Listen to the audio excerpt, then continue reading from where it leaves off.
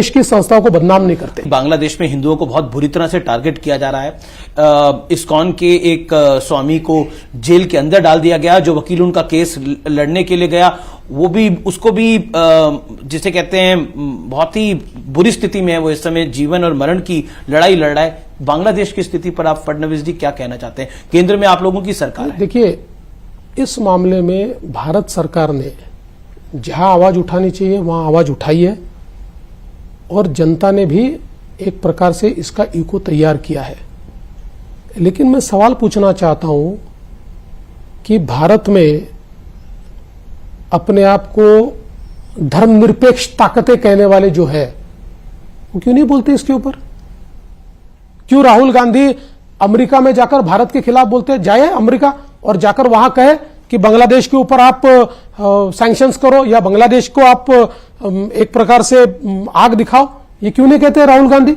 जिस तरह से इस देश में इस समय कुछ विषयों को लेकर विवाद चल रहा है, संभल में एक मस्जिद को लेकर विवाद चल रहा है और अजमेर दरगाह को लेकर भी एक कोर्ट में पिटीशन फाइल हो गई है, इन स्थितियों को आप कैसे देखते हैं?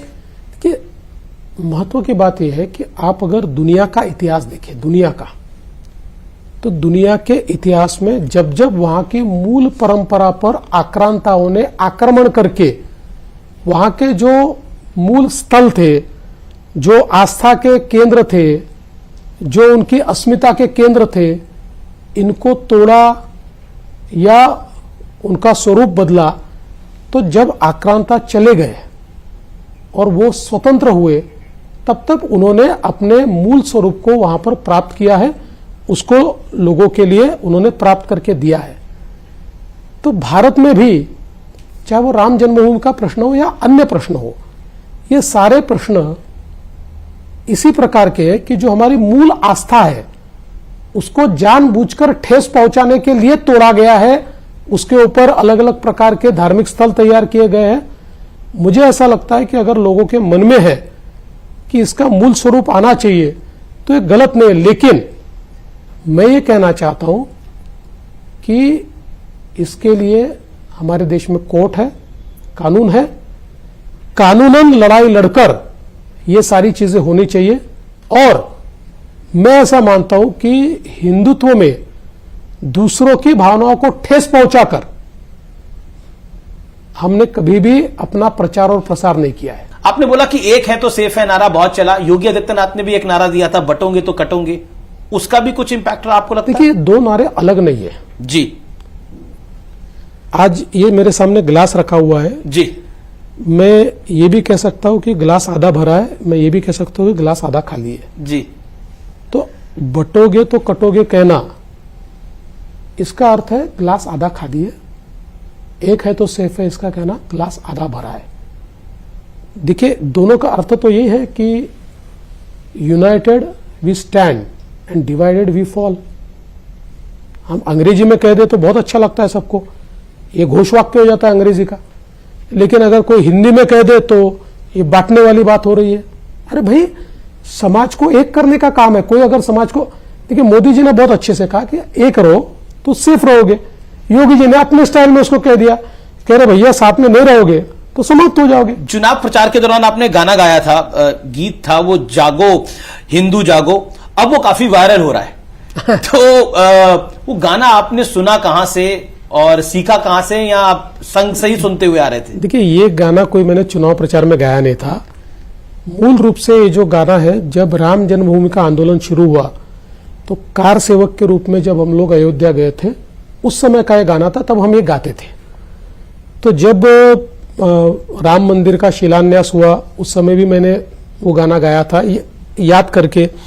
उससे जस्ट पहले एक मुंबई में उत्तर भारतीय एक सम्मेलन हुआ था, उस सम्मेलन में मैंने ये गाना गाया था। हालांकि मुझे कोई बहुत सुर वगैरह आते नहीं है।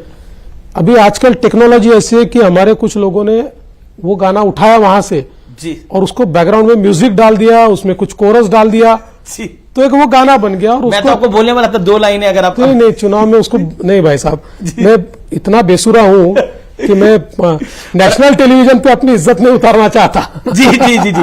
लेकिन हम लोग आप सवाल करते हैं कि वर्क लाइफ बैलेंस होना चाहिए, तो आप वर्क वाइफ बैलेंस बना लेते हैं अपना? नहीं बना सकते। देखिए क्या होता है, ये कहना बड़ा आसान होता है, लेकिन आप जब इस मकाम पर पहुंचते हो, इतना संघर्ष और इतना आपको एक प्रकार से काम करना पड़ता है, तो आपके घर वालों को सैक्रिफाइस करना ही पड़ता है। मेरी वाइफ हो, मेरी माँ हो या मेरी बेटी हो, जी, सभी को सैक्रिफाइस करना पड़ता है। मेरी वाइफ को मेरा समय नहीं मिलता, मेरी बेटी अभी 10th में 10वीं क्लास में है, जी, उसको भी मैं समय नहीं दे पाता। लेकिन घर के लोग भी समझते हैं कि भाई जो काम मैं कर रहा हूं वो देश के लिए, वो समाज के लिए है। तो कभी नाराज भी होते हैं, लेकिन फिर भी मुझे संभाल लेते हैं। फिर भी सवाल। लेकिन आपने, मैं ये कॉम्प्लीमेंट करना चाहता हूं, आपने अपनी फिटनेस पे खूब ध्यान दिया है बीते कुछ सालों के अंदर। हाँ, थोड़ा मैंने वजन तो कम किया है और प्रयास कर रहा हूं, अभी अटका हूं। पता नहीं अभी ये इससे कम होगा या बढ़ जाएगा, ये पता नहीं है। नहीं, मैं आपको बार बार टोकता रहूंगा सवाल पूछता रहूंगा। चलिए 2-3 और सवाल है। प्रधानमंत्री ने एक लोकसभा चुनावों में न्यूज 18 को इंटरव्यू दिया था और उस इंटरव्यू में प्रधानमंत्री मोदी ने आपकी तारीफ करी थी। कहा कि एक तरह से डिप्टी सीएम पद लेना उस समय देवेंद्र फडणवीस के लिए बहुत बड़ी बात थी, लेकिन महाराष्ट्र के लिए हमने ये किया। मेरे मन में ये शंका थी, क्या मैं डिप्टी सीएम का पद लूं या न लूं। मोदी जी से मेरी बात हुई, उन्होंने जो बात मुझे कही, उसके बाद मेरे मन में रत्ती भर। क्या कहा था? जो भी उन्होंने कहा था वो तो हमारा आपस का संवाद है जी, पर रत्ती भर भी मेरे मन में शंका नहीं रही। और उसके 1 महीने बाद ही मैंने ये रियलाइज किया कि मोदी जी कहते थे वो सही था, ये पद लेना बिल्कुल जरूरी था, पार्टी के लिए आवश्यक था।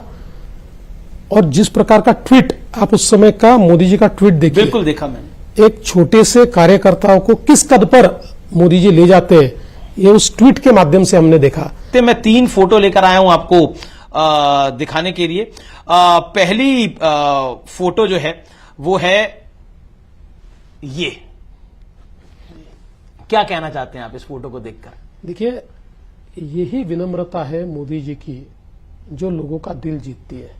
अभी वो इतने बड़े नेता है, ये तो कार्यक्रम उनका नहीं था, हमारी शपथ का कार्यक्रम था, लेकिन उन्होंने जिस प्रकार से विनम्रता के साथ एक प्रकार से लोगों का आभार माना कि आपने हमको वोट दिया, जी, ये लोगों का दिल जीतती है। दूसरी फोटो आपकी। हाँ, ये तो माता जी का आशीर्वाद है। मैं तो ऐसा मानता हूं कि जैसे ईश्वर का आशीर्वाद महत्व का होता है, माता जी का भी आशीर्वाद महत्व का होता है। तीसरी फोटो आपको खास पसंद आए ना आए मुझे पता नहीं है क्या कहना चाहते हैं आप? मुझे ऐसा लगता है कि ये आज भी समझ जाए और इनकी सलाह पर चलना छोड़ दे तो बहुत आगे जाएंगे। जी, लेकिन एक इनके लिए भी मीम चल रहा था, मैं बता देता हूं कि इन्होंने पूरी शिवसेना को सड़क पे ला दिया और बिल्कुल उस बात का बिल्कुल भी घमंड नहीं है। चलिए, आपको बहुत बहुत शुभकामनाएं आपके नए कार्यकाल के लिए। बहुत बहुत शुक्रिया फडणवीस जी, आपने